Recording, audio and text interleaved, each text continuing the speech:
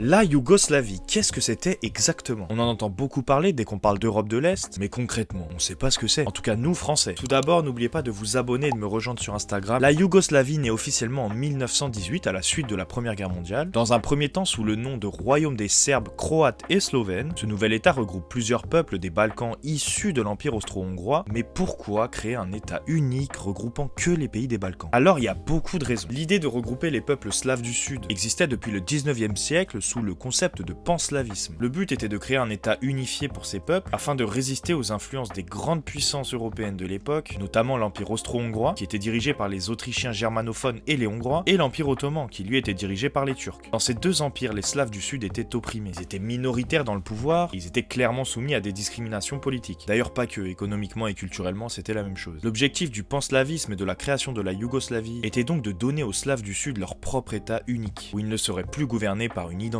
étrangère. En 1929, le roi Alexandre Ier de Yougoslavie, anciennement Alexandre II qui était le prince héritier de Serbie, centralise le pouvoir et renomme le pays en Royaume de Yougoslavie. Pour la petite anecdote marrante, enfin c'est pas marrant mais bon, ce monsieur est mort assassiné le 9 octobre 1934 à Marseille en France. Pendant la Seconde Guerre mondiale, la Yougoslavie est envahie et éclate sous l'occupation nazie. Mais en 1945, après la guerre, le maréchal Josip Broz Tito, qui avait d'ailleurs beaucoup participé à la résistance sous l'occupation, en prenant notamment la tête de la résistance communiste yougoslave, instaure un régime communiste et fonde la République socialiste fédérale de Yougoslavie, qui regroupe 6 républiques, la Serbie, la Croatie, la Slovénie, la Bosnie-Herzégovine, la Macédoine et le Monténégro. Alors petite parenthèse, en plus de tout ça, cet homme était le seul à avoir été maréchal de Yougoslavie, qui était quand même le grade le plus élevé de l'armée de l'époque. Pendant la guerre froide, Tito maintient l'unité du pays en adoptant une politique neutre face à l'URSS et à l'Occident. En gros, il ne prenait pas parti, mais après sa mort en 1980, c'est là que tout a commencé à partir en vrille. Putain, c'est marrant cette expression, partir en vrille. Et oui, les tensions ethniques et économiques qui étaient déjà présentes depuis longtemps s'intensifient énormément. En 1991-1992 à peu près, la Slovénie, la Croatie, la Bosnie et la Macédoine décident de quitter la fédération de la Yougoslavie. Ils déclarent donc tous leur indépendance, ce qui déclenche des guerres meurtrières. En 1999, l'OTAN intervient contre la Serbie lors de la guerre du Kosovo. La Yougoslavie, qui à ce moment-là ne correspond plus qu'à la Serbie et au Monténégro, disparaît définitivement en 2003, avant que ces deux États ne se séparent définitivement en 2006, mettant fin quand même à près d'un siècle de collaboration. Alors l'échec de la Yougoslavie, elle peut s'expliquer de dizaines de manières différentes, mais la principale c'est que les bases étaient quand même extrêmement fragiles. Chaque peuple avait ses propres ambitions et ses aspirations indépendantistes, ce qui a finalement conduit à son éclatement progressif. Ça a été progressif, on l'a déjà vu dans plusieurs vidéos. Alors évidemment, je vous ai résumé l'histoire, on ne raconte pas 100 ans d'histoire en 2 ou 3 minutes de vidéo malheureusement. Bon allez, moi je vous laisse là.